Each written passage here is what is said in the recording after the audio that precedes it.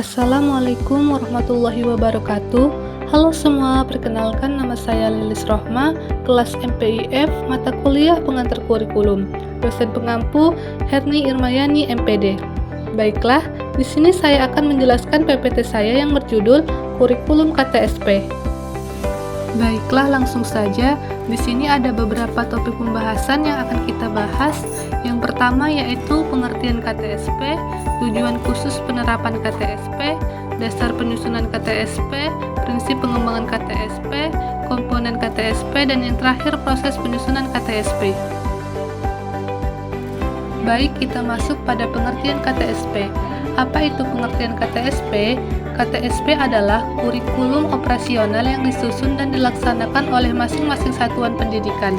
Nah, pada kurikulum KTSP ini terjadi setelah otonomi daerah. Dan sebelum otonomi daerah, kurikulum yang berlaku ialah kurikulum 1947 sampai kurikulum 1999. Karakteristik KTSP. Karakteristik KTSP yaitu yang pertama, pemberian otonomi luas kepada sekolah dan satuan pendidikan.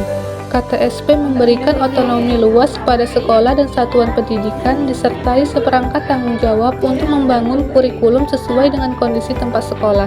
Dan satuan pendidikan juga diberi kewenangan dan kekuasaan yang luas untuk mengembangkan pembelajaran yang sesuai dengan kebutuhan peserta didik serta tuntutan masyarakat.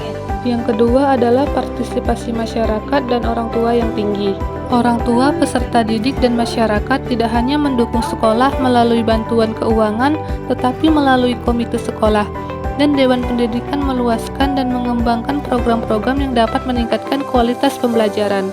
Yang ketiga ialah kepemimpinan yang demokratis dan profesional.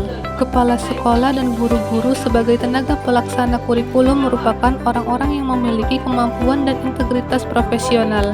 Kepala sekolah adalah manajer pendidikan profesional yang bekerja dengan komite sekolah untuk mengelola segala kegiatan sekolah dan kebijakan yang diterapkan.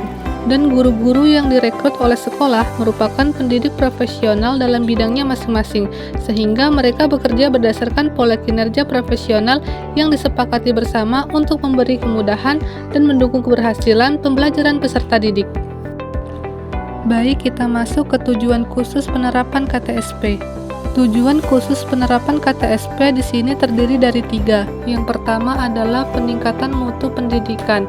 Meningkatkan mutu pendidikan melalui kemandirian dan inisiatif sekolah dalam mengembangkan kurikulum, mengelola dan memberdayakan sumber daya yang tersedia.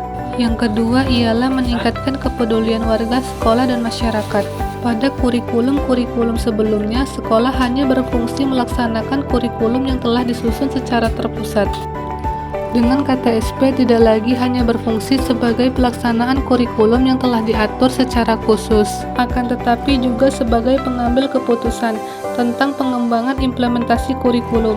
Melalui KTSP diharapkan setiap sekolah atau satuan pendidikan akan berlomba-lomba dalam mewujudkan program kurikulum, sekaligus berlomba-lomba dalam menyusun program kurikulum dan dapat mengimplementasikannya.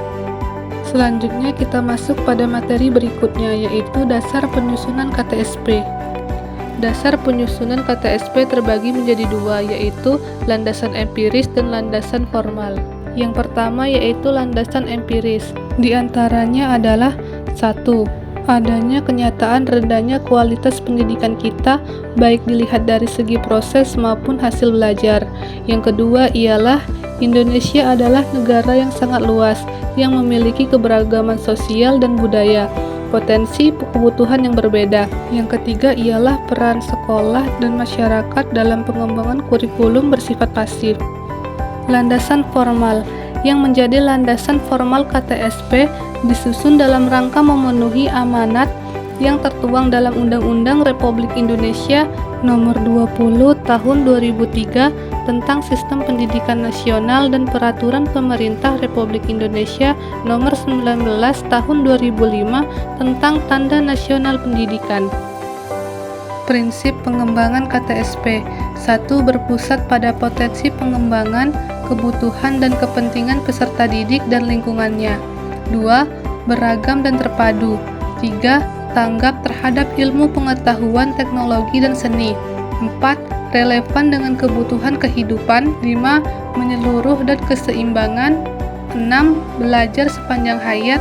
7. Seimbang antara kepentingan nasional dan daerah. Komponen KTSP. 1. Tujuan pendidikan tingkat satuan pendidikan. 2. Struktur program dan muatan KTSP. 3. Kalender pendidikan. 4. Silabus dan rencana pembelajaran. Baik, kita masuk pada materi selanjutnya, yaitu proses penyusunan KTSP. Penyusunan KTSP terdiri dari 2 indikator. Yang pertama yaitu analisis konteks, dan yang kedua yaitu mekanisme penyusunan.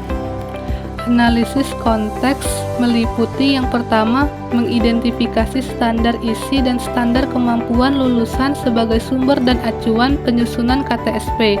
Yang kedua, menganalisis kondisi yang ada dari satuan pendidikan yang meliputi peserta didik, pendidik, dan tenaga kependidikan, sarana dan prasarana, biaya dan program-program.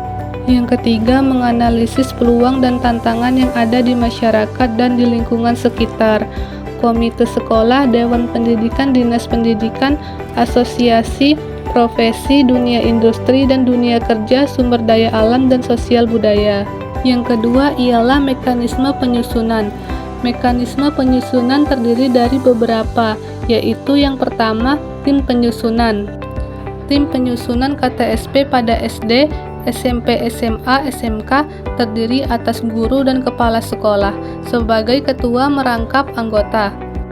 Di dalam kegiatan ini, penyusunan melibatkan komite sekolah dan narasumber, serta pihak lain yang terkait supervisi, dilakukan oleh pihak yang bertanggung jawab di bidang pendidikan tingkat kabupaten atau kota, serta pihak lain yang terkait supervisi, dilakukan oleh pihak yang bertanggung jawab di bidang pendidikan tingkat kabupaten atau kota untuk SD dan SMP, dan tingkat provinsi untuk SMA dan SMK.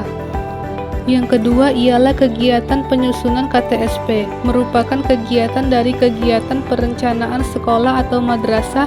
Kegiatan ini berbentuk rapat kerja dan madrasah yang diselenggarakan dalam jangka waktu sebelum tahun pelajaran. Dan yang terakhir ialah pemberlakuan dokumen KTSP pada SD, SMP, SMA, dan SMK.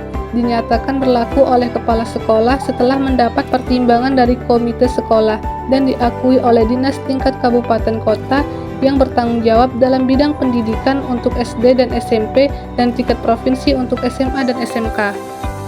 Baiklah, pembahasan yang terakhir yaitu kesimpulan. Kurikulum KTSP adalah sebuah kurikulum operasional pendidikan yang disusun dan dilaksanakan di masing-masing satuan pendidikan. Kurikulum dan peran guru sangat menentukan keberhasilan pendidikan.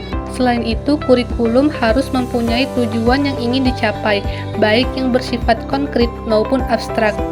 Dan sebagai konsepnya, sebagai hakikat kurikulum sebagai alat untuk mencapai tujuan pendidikan benar-benar terwujud. Baiklah, mungkin itu saja yang dapat saya sampaikan mengenai kurikulum KTSP. Saya akhiri. Wassalamualaikum warahmatullahi wabarakatuh.